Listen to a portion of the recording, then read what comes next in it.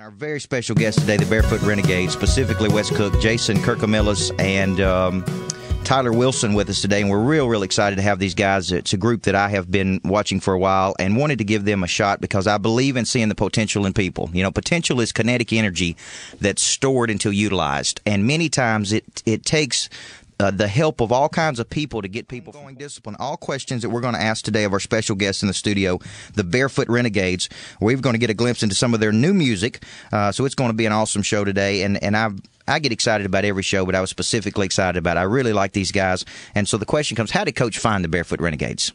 And really word of mouth. And they were described to me from a friend of mine because I love listening to live music. Love hearing good live music of a group that not only just plays, but gets the people in the audience to have fun.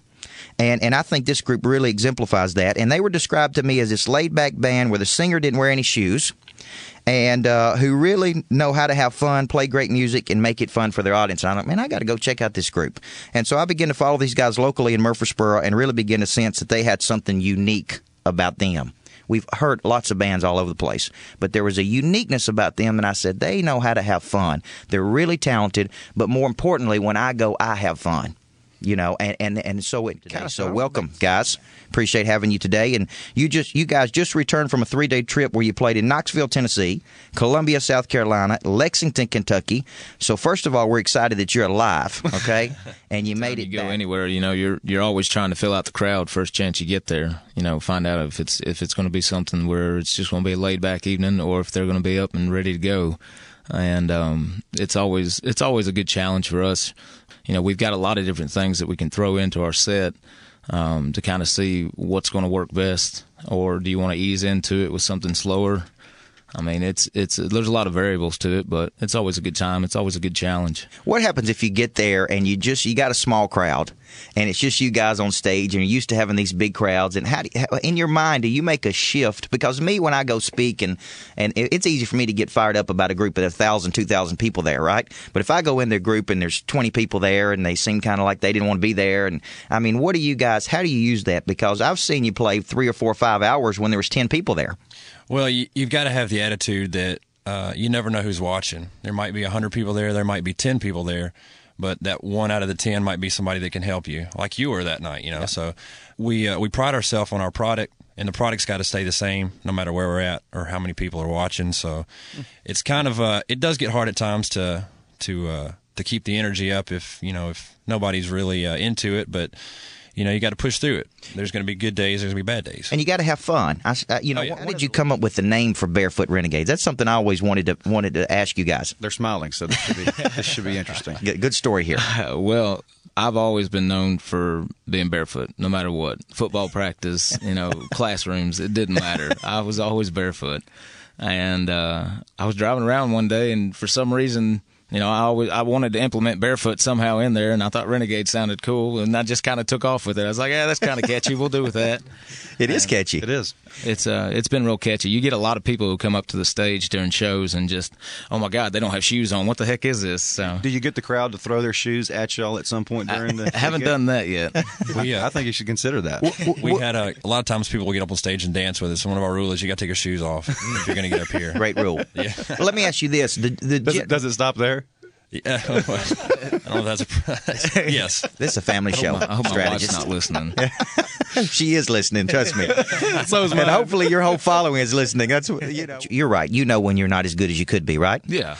Well, let's make a shift here. You guys have a new song that you'd like to introduce today, and "Lucky Me Loving You." And great title. And what I'd like for you to do is tell the listeners a little bit about this song, and we want to hear a snapshot of this to all your fans out there and kind of introduce it to them. Absolutely. Well, me and Wes wrote this a couple weeks ago. It's called Lucky Me Loving You. And long story short, my mom called me and she found a mysterious wedding ring in her drawer. They've never seen it before in their life, and the inscription said, Lucky Me Loving You. And when I heard that, I said, that's it. That's a song. Yeah. So we wrote it in probably a week or so and recorded it in a week, and it's taken over. We can't stop listening to it, and we've played it all this past weekend and gotten really good feedback on it, so we're excited about it. So let's go, as we go to segment out of the segment 2 and into segment 3, let's get a shot of this thing. Let's see what the listeners think about it. Join us if you want to call 737-9522. Time chasing love around, never ever seem to fall on common ground.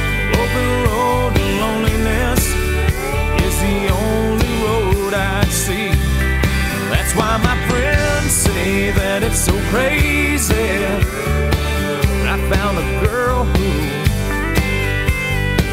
keeps putting up with the things I do. Lucky me loving you. All right. Well, I mean, nobody said it's ever going to be easy. You know, for the first 6 to 8 months that we started this band, Jason and myself still had to have a job on the side, you know, a 4 or 5 day a week job to make the money to pay the bills, and then go out and play the shows just to start developing the following. So, I mean, it's not meant to be easy. This isn't a walk in the park kind of job that you're pursuing, you know, dream that you're pursuing here. But as you begin to develop the following and begin to develop your stretch on bars and your grasp on the crowd and the fan base, you know, you're able to retract from working so much and be able to focus more on, you know, the music itself. Yeah, because it's just a job that's really feeding your real passion, which is that. And if you want to learn more about these guys, barefootrenegades.com. Yeah. And here's what Coach will tell you at the end. You got to make a gut-level decision to go. If you're going to go from small time to big time, from local to national, you got to start by understanding what got you where you are won't get you to the next level. You'll need a new level of thinking. There must be some catalyst that will propel you to the next level. It could be a song. It could be some break that you get somewhere. And to get a healthy perspective on passion, go see the Barefoot Renegades. barefootrenegades.com. Guys, you guys are awesome. I appreciate you. Thank you got a big fan in Coach Burt, okay? You're listening to Change Your Life Radio. Coach Micheal Burt.